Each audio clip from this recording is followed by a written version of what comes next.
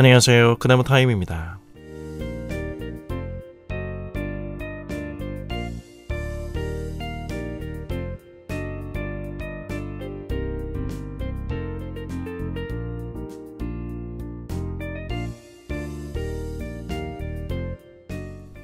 예수님께서 행하시고 하나님 나라를 가르치신 일을 통하여 많은 사람들이 주의 말씀을 듣고자 모였을 때 모친 마리아와 예수님의 형제들이 그곳에 찾아와서 예수님을 만나고자 합니다. 줄줄이 모여든 무리로 인해 아무래도 적지 않은 혼잡함도 있었는지 누군가가 이 소식을 군중을 헤치고 예수님께 나아가 대신 전합니다. 그런데 예수님께서는 독자의 예상과는 달리 뜻밖의 반응을 보이십니다.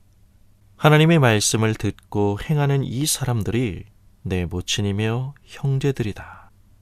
이 말씀이 주는 인상의 느낌이 묘하게 엇갈리죠? 가족이 찾아왔다는 소식에 미동도 없는, 효심도 사랑도 없는 차가운 모습으로 마치 예수님께서 혈연적 가족을 등한시 여기는 것 같은 인상을 받을 수 있는데요. 그건 오해입니다. 예수님께서 말씀을 전파하시는 사역 때문에 가족을 애써 무시하고 산 분이 아니라는 사실을 우리는 복음서 곳곳에서 볼 수 있거든요. 예수님은 어린 시절 자신이 있어야 하는 마땅한 자리에서 아버지 요셉을 도와 순종함으로 가족들을 섬겼고, 요한복음에 의하면 십자가 위에서 숨을 거두시는 그 마지막 순간까지도 어머니 마리아를 요한에게 부탁하신 것을 보게 됩니다.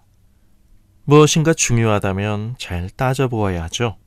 본문의 이 말씀을 우리가 과연 어떻게 생각할까를 가지고 고민하기 전에 우선 예수 그분은 누구신가를 생각해 보려는 이 사고의 기회를 가지는 것이 먼저입니다. 예수님께서는 하나님의 아들, 성자 하나님으로서의 정체성을 늘 인식하고 계셨다는 사실입니다. 본문을 읽을 때 단순히 글자 그대로 우리의 성급한 느낌에 밀린 표현에 그치지 말고 그 짧은 구절의 말씀이 그리는 큰 그림을 보아야 합니다. 예수님의 말씀에 있어서 가족이 무엇을 의미하는지 말이죠. 하나님 나라에서의 가족에 대한 하나님의 결정을 예수님의 정의에서 듣고자 애써야 한다는 말씀입니다. 더 이상 가족이고 아니고의 여부를 혈연의 문제가 아닌 하나님 나라에서의 가족은 생물학적 원리로 재생되는 혈연적 관계가 아니라 전파되는 하나님의 말씀에 대한 반응에서 찾고 있는 것입니다. 앞선 씨 뿌리는 자의 비유와 동일선상에서의 등불의 비유를 기억하시죠?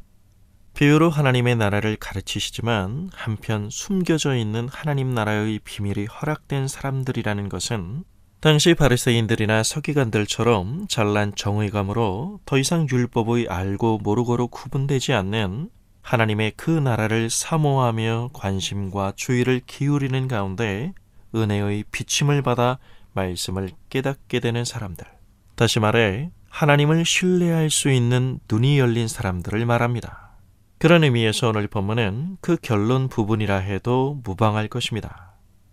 오늘 본문에서와 같이 예수님께서 하나님 나라에서의 가족이라는 카피 하나 딱 박아주시면 성도라면 오늘날 누가 들어도 어색하지 않은 개념입니다. 생물학적 원리를 초월한 전혀 다른 차원의 관계라는 예수님의 이러한 가족 선언이 놀랄 만큼 친근하게 들리는 것도 사실이지만 이러한 특성 때문에 예수님이 말씀하시는 가족 개념의 이해는 단순하지가 않습니다. 부정적 의미에서 대다수 자유롭고 문제없는 크리스찬들이 즐기는 정체성 놀이가 아니거든요. 단순한 친절과 온정주의식 접근을 넘어서는 이제 살아있는 시간 속에서 하나님 나라라는 전체 그림 안에서 나와 우리를 찾아가는 그리스도 안에서의 올바른 신분과 영적인 삶을 실천으로 옮기는 의미 있는 변화를 이루어내기 위한 아버지 하나님을 향한 합리적인 신뢰를 바탕으로 한 새로운 정체성으로서의 도약인 것입니다. 감사합니다.